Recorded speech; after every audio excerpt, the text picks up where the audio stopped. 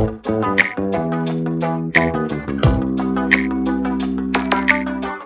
un México que ha crecido, que ha creado valor a la par de lo que han hecho países como China y por encima inclusive de países como la India. Sin embargo, y este es el reto que enfrentamos como país, tenemos otro México en el cual no solo se ha mantenido estancado en los últimos 20 años, sino que inclusive en los últimos 20 años ha decrecido su capacidad de crear bienestar, de crear valor.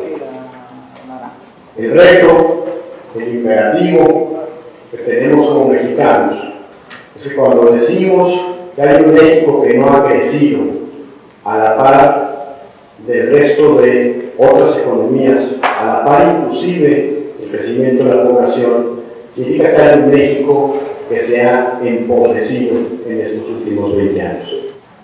Esto nos muestra el origen del crecimiento de la economía de México de 1990 al 2012.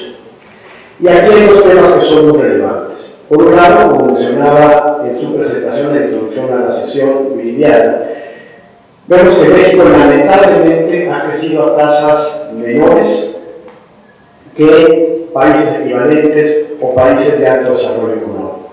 Un 2.7% anual compuesto versus 3% de Brasil, 5% de Perú, 5.3% de Chile, 6.3% de la India y 9.3%. Esto de por sí ya es una situación que evidentemente pues, marca una realidad.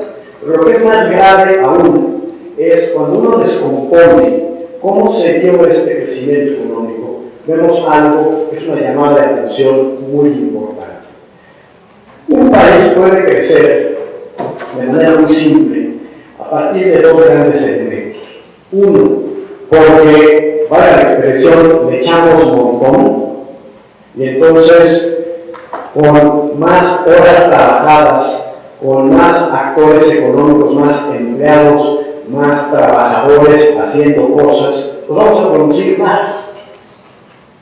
Eso no necesariamente nos hace más eficientes, sí nos hace, bajo una definición estricta, más productivos.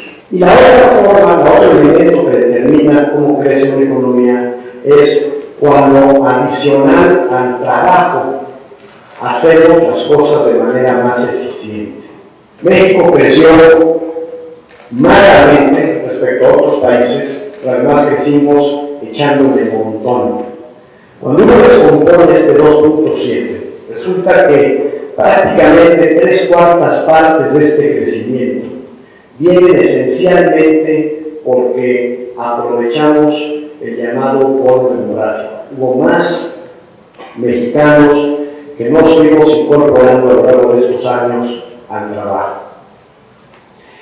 Y la contribución al crecimiento por hacer las cosas de mejor manera apenas abarca un poco más de 1/4 parte.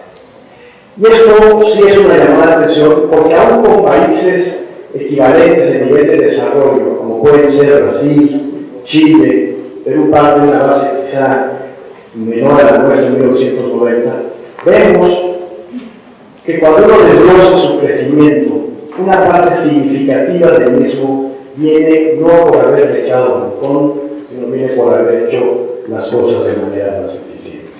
Si no mejoramos nuestra eficiencia, nuestra economía está condenada a crecer al 1.2%.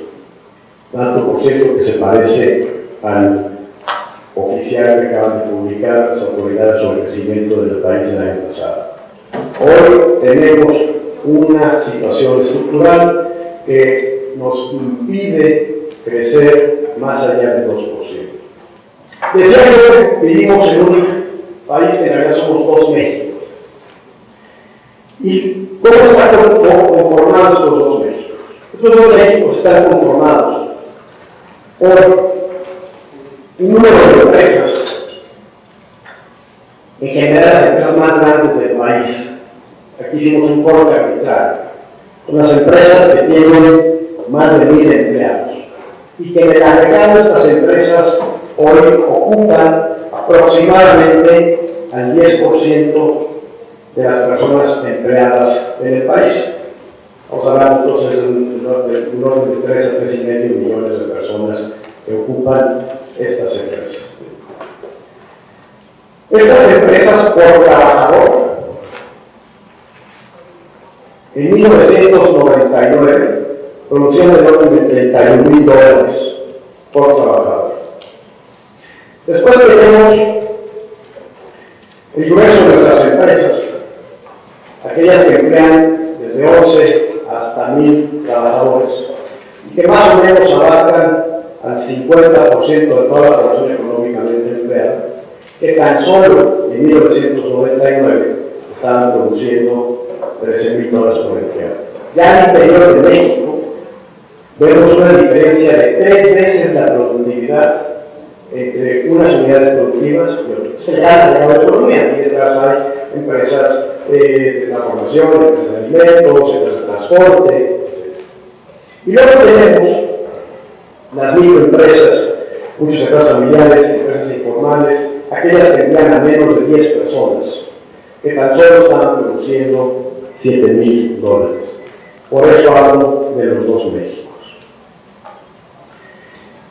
No hay magia, no hay recetas sorpresas, balas de plata, perdón la expresión políticamente incorrecta, soluciones a la Chávez, Maduro y compañía. No hay varita mágica.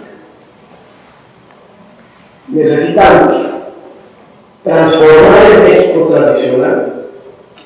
Es un imperativo transformar el México tradicional a la vez de continuar mejorando y expandiendo el México moderno. Necesitamos reducir los incentivos para mantenernos pequeños e informales. La mitad de la población económicamente activa hoy está en estados de situación de informalidad, esa que se está empobreciendo año con año. Necesitamos contar con acceso a capital y a otros insumos de la producción, pero sin duda capital. Tan solo la diferencia de acceso a capital en México respecto a una economía desarrollada, hay una brecha de capital de más de $60,000 millones. Nuestros costos e insumos básicos, pues energía promedio en México es 70% más cara que en Estados Unidos. Y la solución no es poniendo el precio arbitrariamente, o sea, así no es como solucionan las cosas.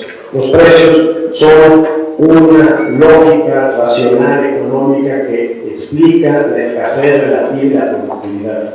La peor locura que podemos hacer es decir, no, es la loca, mañana que la gasolina sea gratis, no, porque las cosas cuestan. No vivimos en el mundo de Pepe el Toro, las cosas cuestan. Tenemos que mejorar la productividad en infraestructura, hay una correlación directa entre infraestructura y desarrollo económico, y evidentemente un tema que si bien hoy, como decía Liliana, nunca hemos estado mejor educados, aún tenemos una brecha enorme y un camino enorme por delante.